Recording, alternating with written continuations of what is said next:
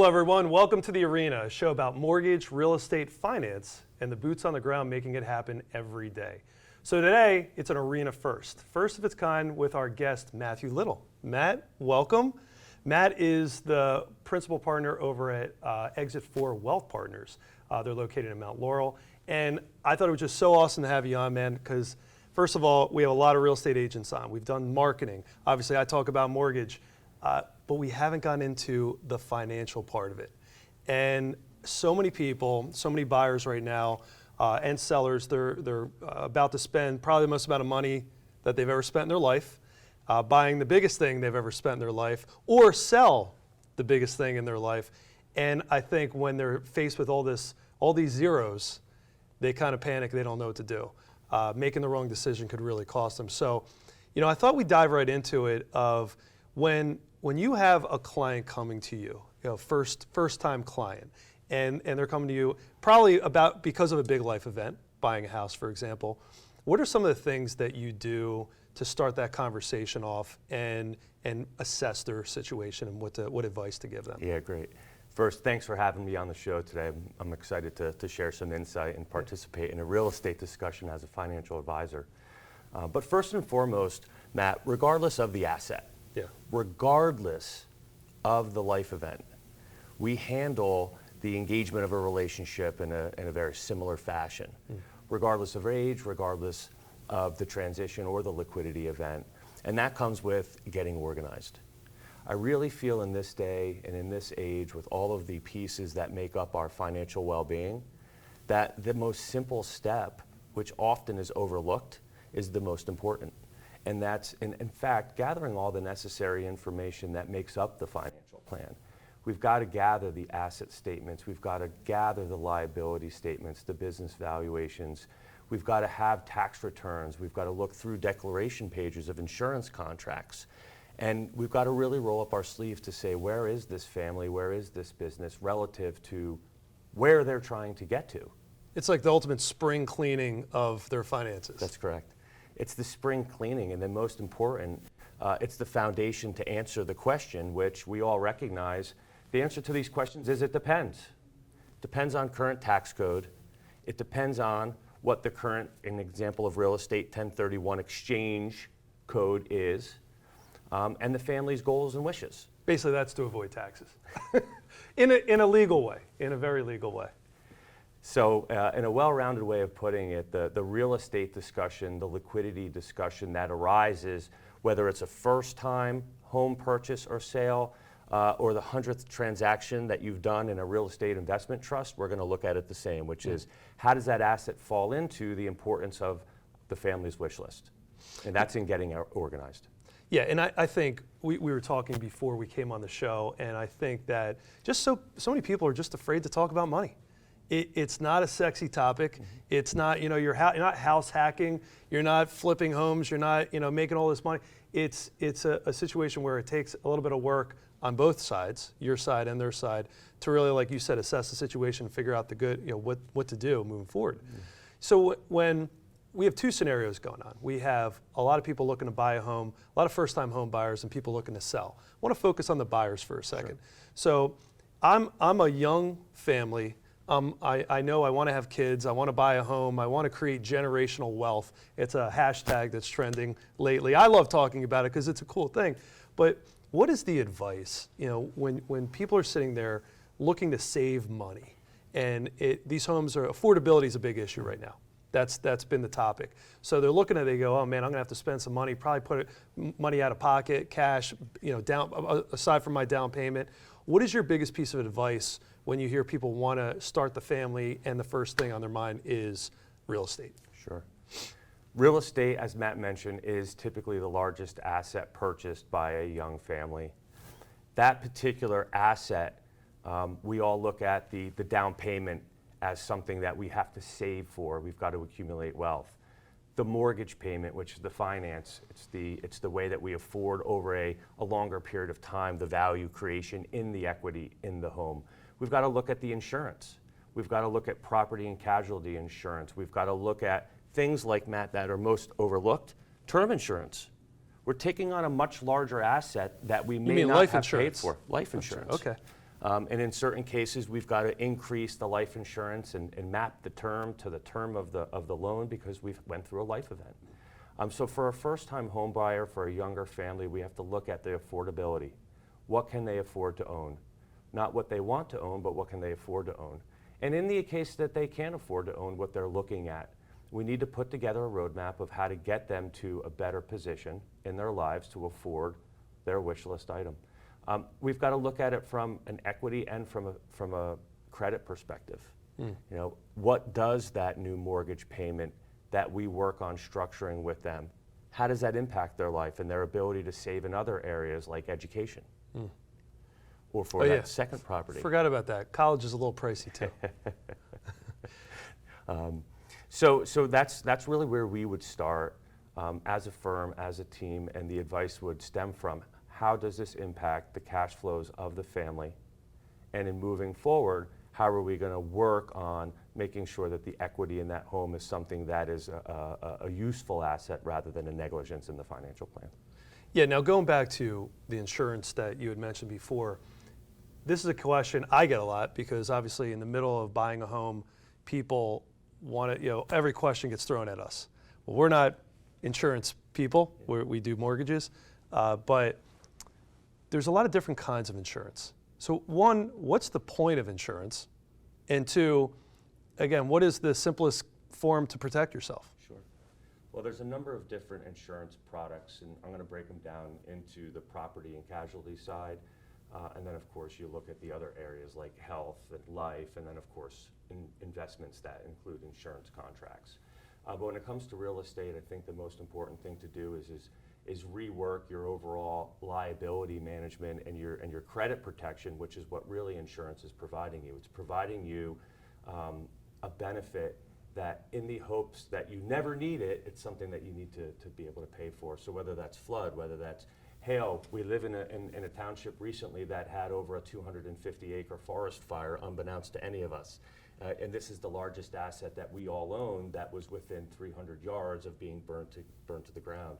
So I think that people take the property and casualty assessment with their mortgage and with their real estate assets a little too lightly. It's something that I would assess. The other is the affordability of the home. In the event that there's terminal illness, in the event that there's death, we need to also understand what the impact of this real estate and first home purchase means in the event that we're not here anymore. And again, in certain cases, these term insurance policies might, in certain cases, provide us the flexibility needed post-mortem to be able to afford that home for a spouse or for whom. You talk about disability and then term, the actual that's correct. Life insurance to pay. That's exactly correct. Yeah. That's exactly correct. And again, these aren't recommendations, but these are just concepts that we need to think about in the simple idea of purchasing a first home. If you think about it, you're buying, there's a lot of families, there's a breadwinner, there's someone working, maybe there's a stay-at-home spouse taking care of the kids or whatever it is. But that income, if that stops, what happens? And I think that, look, I'm going to be very real. I've personally had people that I've done mortgages for that have bought houses that this has happened to them. They've had a death in the family and that this half of the income or all of the income stops and the proper precautions weren't taken. It's a situation none of us want to talk about. It's not a great topic, but it's something that, God, man, you just take a few hours of your time with the right person and just protect yourself. You set it and forget it. I mean, it's done. It's just, I know that I went and I have insurance that protects me. God forbid anything happens to me, I know that my family's protected. I know everything gets paid off, which is the point of these term policies. You might not need millions and millions of dollars you see on the TV of life insurance, but if you have enough to pay off the debts, the insurance, you're leaving your family in a better spot. Insurance is a cost most folks hope they never need the benefit of. Yep, I love that. It's also the most underlooked. And by the way, Matt's talking about a forest fire. Happened to go within a couple hundred feet of his house just this past weekend. I was in the middle of trying to have a birthday party for my daughter. She turned 5. Happy birthday. Today's her actual birthday today. Happy birthday. Happy birthday, Liana. So we have this birthday, and we have ash and smoke falling, and I hear that it's right, we live up the street from each other. I hear it's right by your house. I'm like, oh my God. But to your point, you never know. That's right. You just don't know. So God forbid anything would have happened and damage would have happened to any extent, you knew you were covered. That's right. Yeah. That's right. I knew the impact of the disaster from a financial perspective, which again is something we shouldn't sneeze about. Going back to the core, the first conversation that we had today was around getting organized. Important part of getting organized is being responsible in our decision making around real estate, around insurance, and making sure that, you know, these are decisions we have. We have decisions around carrying it or not carrying it, to what extent we carry it. But it's also something that I think on the back end of a financial plan that also goes mislooked or doesn't get the attention it deserves, which is reassessing and monitoring. Is the insurance that we currently are carrying sufficient for the current state of affairs? And not to dovetail into another topic here, but appreciated real estate in our area, we've seen shore homes, we've seen our local zip code, we've seen the appreciation in real estate and the liquidation of these properties over time. That also warrants a difference in what you're carrying from an insurance amount. So what a great topic. So I want to talk about that. I think that there's so many people out there, and I know this for a fact, we talk to them every day, they want to buy something, but then they meet with a real estate agent and they realize I have more money that I'm about to come into than I could ever have imagined when I bought this home. And whether you want to call a home an asset or a liability, in this case, it's an appreciating asset. It's something that a lot of people right now are sitting on all this money. So here's a real life question. I'm somebody, I want to upgrade or maybe downgrade. I'm older, the kids have moved out, I want to downgrade, whatever it might be. And I'm coming into several $100,000, okay? And I have to make a decision. Am I going to apply this money towards the down payment, all of it towards that new house, maybe even pay the house cash, or am I allocating most of it towards some kind of investment, or both? Now, I know this is a complicated question. I know, again, where you are in life definitely makes it let me make it easy on you.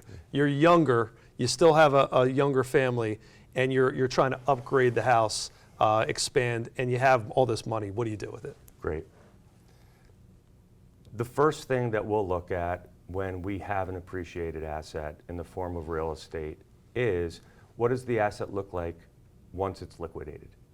Are there tax ramifications to the family at the personal level in order to facilitate a transfer of the asset so that we have that good, great, hard cash sitting in our hands to give to a great financial advisor or investment professional to invest?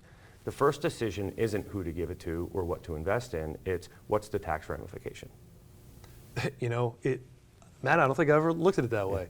You always I look at it from a mortgage perspective.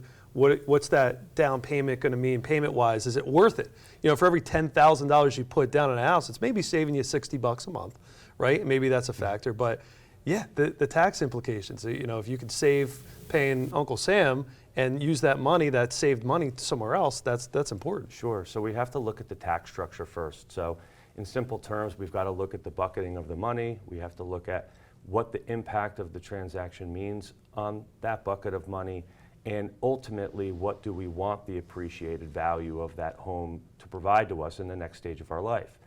So in simple terms, we look at, on occasion, the home being rolled into a larger, upgraded, we go from our starter home into our long-term family home. That transaction may warrant us rolling the growth equity buildup into the new home as what's called basis, or a new foundation for the real estate, the value of the home. It could look at us refinancing, taking out a extended change of term, change of interest rate, change of flexibility, right? Our life and our events have changed, so we have to assess those items. And then last but not least, when we have significantly appreciated property or investment appreciated property, they get handled differently. So we've got to look at things such as a 1031 exchange. We have to look at maybe possibly removing the asset out of our individual estate and out of our estate into a trust, which is a conversation, a full conversation. Yep. And last but not least, who's going to be owning the property? Is it going to be the people, or is it going to be a business post-transaction? So these all go back into the coordination of what impact does it have on the financial plan and the goals that we have as we're going through this real estate transaction. Which brings me to one of the biggest topics that I'm seeing on the internet these days, and we're going to get back to it right after these words. Home if you have to share the house with the host.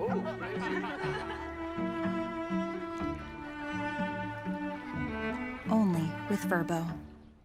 Hi, I'm Angela Pipersberg, and I have a new show here in RVN Television called The Angela Pipersberg Show. And I want you to join me every week as I sit with guests and we discuss their life journeys, share wisdom, and tips that will inspire you to live your best life. Don't miss The Angela Pipersberg Show every week here on RVN Television, where we're celebrating life and we're inspiring you to greatness.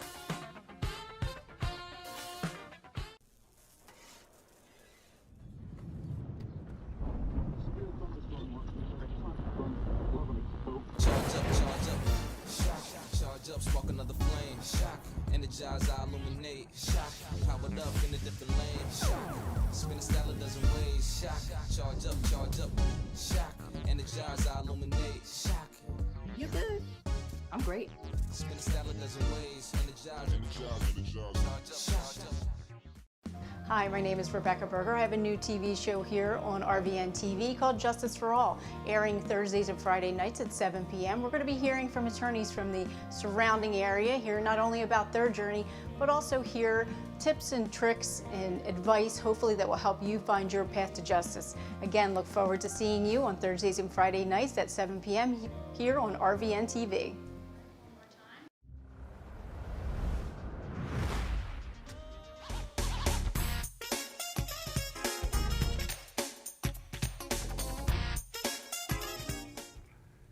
Hi everyone, welcome back to The Arena, show about mortgage, real estate, finance, and the boots on the ground making it happen every day. We have Matthew Little here from exitfour Wealth Partners.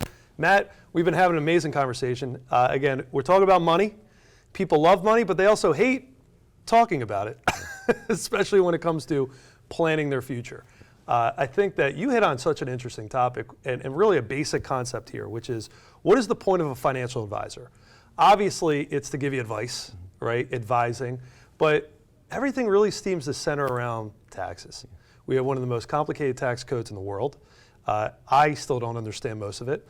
I trust the people around me, the team around me, and I see a lot of TikTok, YouTube. I think people go on there, they're like, free advice right here. Why? I'll just doom scroll through TikTok. I'll get all the advice I want, and then I'll do that. Now, I'm going to tell everybody, I tried doing this multiple times, from the GameStop stocks, the Robinhood thing, the crypto stuff. I thought I was such an expert on buying and selling, and look, I made a couple $100 here, but then I lost it all here. And then in the end, what happened? I trusted my partners, my people that have given me solid advice, and all of those accounts are doing just fine. And all the accounts that I was managing, they're not doing fine. And this is all I love that stuff, and I still did bad in it. So I just wanted to talk for 1 second about just having the right team around you, and how accessible are you, and what kind of advice do you give day to day? Yeah. I'm going to tee this off with a simple concept that we ask all the families that we meet, and it's, what does, in fact, money mean to them? And we have to pause, because as we digest the impact of money, it brings upon us a multitude of different good and bad feelings. It's our role, Matt, your and my role, to make sure that ultimately a client's wishes are met in the form of purchasing and transacting, in the form of accumulating, in the form of participating, and in the form of monitoring their wealth. And and I'm only going to talk about the appreciated assets, Matt, because that's the ones that we typically are handling. Yep. We want to look at the main reasons, and we'll talk about real estate, that if we have a significantly appreciated real estate asset, what are the choices that we have? How does that fit into what money means to us? And then how do we assess ultimately the transaction as it unfolds?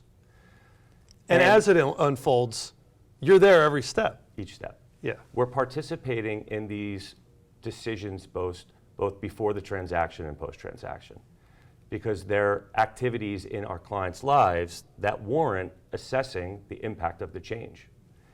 These changes in certain cases are going to lead us down a road that a lot of folks are afraid of, and that word is trust.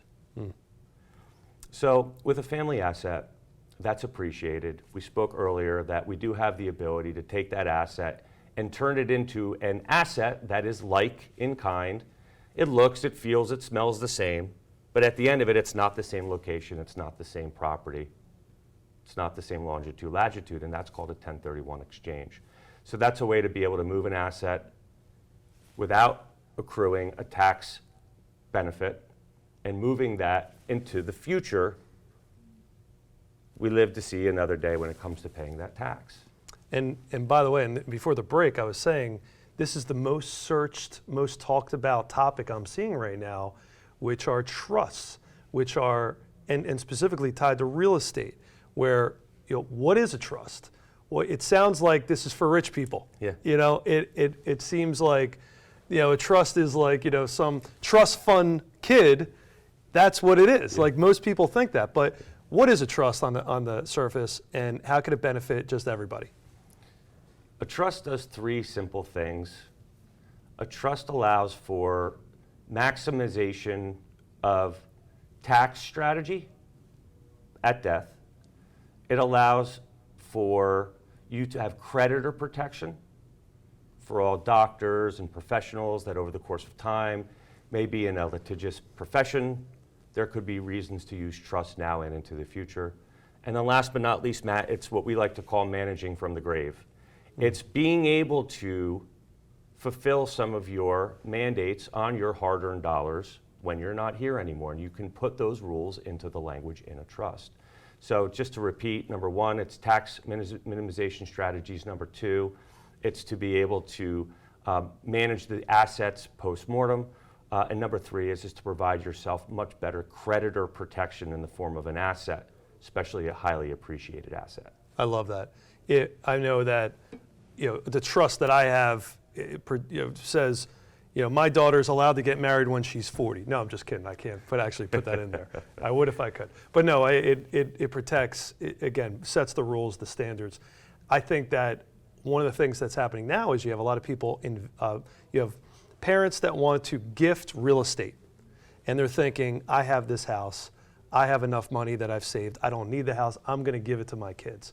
If they're going to do that, what is the strategy with a trust? Sure. So I think that people are really interested in that now. One of the strategies that's used, and it is a more advanced trust strategy, is an acronym by the name of QPRT, and that stands for QPERT, which is a Qualified Personal Residence Trust. In simple terms, what it allows you to do, it allows you to take a highly appreciated, let's think of our shore properties down here in New Jersey that we may have purchased for $500,000 or $1 million and now is sitting beautiful on the front of the beach at 3 or 4. It's an asset that makes up a substantial portion of our net worth. We may want to remove that asset from our current estate at a lower value than it's currently appraised for, so that we can allow that asset to continue to accrue and go up in value without impacting our current estate. And what that does is it actually allows the property to increase in value in a trust, which is its own entity. Now, there are some things that we have to assess because trusts, they have their own heartbeat, they have their own tax filing, they have their own set of rules, they have their own set of taxes. When that comes, different set of ideas that you have to follow with that property now that it's out of your estate. So we can get into the details of that, but really what it allows you to do is it allows you to remove at a lower basis an appreciated real estate asset. You give up some control, and you also have the ability to manage where those taxes are being paid. And as you're talking, I can't help but thinking, a lot of people are watching saying, oh my God, this is another language to me. And it should be. The tax laws and a lot of the ways the government and IRS have put these laws together are really not for the normal person to understand. Again, I have plenty of financial advisor friends, and we talk about this all the time, and there's so much that I don't understand. But here's what I do understand. Surrounding yourself with the right team. And that's the point. Delegating these things to someone that's an expert. You can't be a master of all, right? And so I know mortgages, great, but I don't know this kind of stuff. So if you're watching this and you just want to have a conversation. I think the problem, Matt, is a lot of people feel like the minute they hire or they even talk to someone like you, you're going to start charging them. You're like a lawyer, hourly rate. All of a sudden they have an hour conversation, they get a $500 bill in the mail. What's the reality here? To just have a conversation with you and figure out a game plan. And second part of that is them taking this in their own hands and trying to Google it, go to Google University, highly acclaimed these days. Everyone seems to be a student at Google University, or TikTok or YouTube. What's the difference between doing that and the risk of doing that? And then what's the cost of working with you? Sure. So first, when we as financial advisors are putting together our team of professionals outside of exitfour, it's paramount that we're working with our clients, real estate professionals, their tax professionals, their estate planning and tax attorney. So you bring all of them in. It's a must.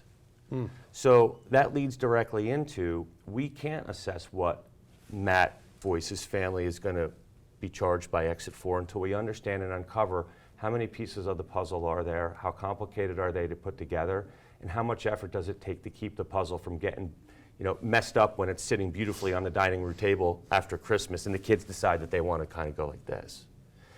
Those are the pieces that define what an advisor, how they should be charging, what it is that they should be charging, and how they're being held accountable to meeting your wishes. So it's a long-winded way of telling you that it's complicated to assess a fee in advance of understanding the scope of the relationship. Now, with that being said, our world is built off of kind of three different ways of paying, which one is transaction, one is on a retainer, and one is a fee for service. So those are the three recommended avenues I would pursue with your financial professional. And if there's ever a question in mind that you have about what it is you're paying for, whether or not your fees are aligned with what it is that you're trying to achieve, it'll all go back to whether or not there's an actual foundation, which we argue is a financial plan. I love that. So if you're interested in just even having a conversation with Matt, obviously I brought him on for a reason. I think he knows his stuff. I call him often for advice, just in general, see what the market's doing. He knows pretty much everybody there is to know in his world. So how could they get in touch with you? Sure, thanks, that's very kind, Matt. So the easiest way to get in contact with us is through our website. All of our contact information, as you would expect, is very clearly listed there. And we believe in phone calls. Reach out, have a conversation with us, and we can determine where, if at all, we can be of help to your family and your business. At a minimum, it's a good use of your time to kind of to dot the I and cross the T. All right, bonus content. We're gonna have Matt get out his crystal ball. I like to do this. It's fair. So you have your pulse on what's going on. I'm driving in today, I hear, well, jobs numbers just came out, better than expected. Blockbuster, they said. Looks like the Fed might be coming in for that soft landing after all. Morgan Stanley, I think, or JP Morgan, came down from 35% chance of recession to a 25% chance of recession. What do you think is going to happen here? Should people even be worried? Is it going to impact the day-to-day lives of everybody with their finances? What should they look out for? And what do you see happening over the next year or two? I think we have to remember that the Fed policy was initiated almost 2 years ago with the increase in interest rates. So as for all of us, the two areas that I would argue that the interest rates and the inflation impact is hitting the most is directly on our cash flow, right? How much orange juice and milk can we buy at the store relative to how much milk and orange juice were we able to buy 2 years ago? I can tell you that it's a lot less. The second area is already on your on your investment portfolio. For any of you that have owned bonds or fixed income, your experience last year was less than favorable. And I think that's an area where passively you need to go look currently at your fixed income allocation and recognize this is the first time in over 40 years that we're in a protruded, extended interest rate environment that's coming off of a zero floor. These are things we need to assess. Yeah, and a lot of people hear the Fed are raising rates. A lot of people misconstrue that to that they're raising mortgage rates, but that's actually not the case. That's the Fed funds rate, correct? That's correct. That's correct. Now, what does that impact, by the way, as they're increasing those rates? Now, obviously, it's a good thing in money markets and savings accounts, but how's that negative? It has a negative impact on those that borrow capital tied to rates that have adjustability. So in simple terms, if you were able to borrow a home where the current rates were low and now they're higher and your rate adjusted to the higher interest rate, we know that we have a larger cost of capital to service our debt than we did before. That's a math equation. It's something that should be assessed. For certain people, it may be okay. For certain people, it may be dire straits. So it's not impacting each of us the same, Matt. First and foremost, cash flow. Second is what's the impact of cost and goods, and then third is how much does it cost to service our debt? Okay. And then last is what do you do from an investment perspective? Where do the opportunities pop their head out? And I would argue there's a significant amount of opportunities starting to pop their head out. I love that. Opportunity, guys. I mean, that's what it's all about. Having people like this, Matt and his team over at exitfour, to just know where those opportunities are. Trust me, you can't do it alone. Even my friends that they're making all this money during COVID, I'm investing in this and this, and here's my tip of the day. And here, guess what? I don't hear a peep from them anymore. Because a lot of those speculative stocks, the GameStops and all those Palantir and all, they all went down.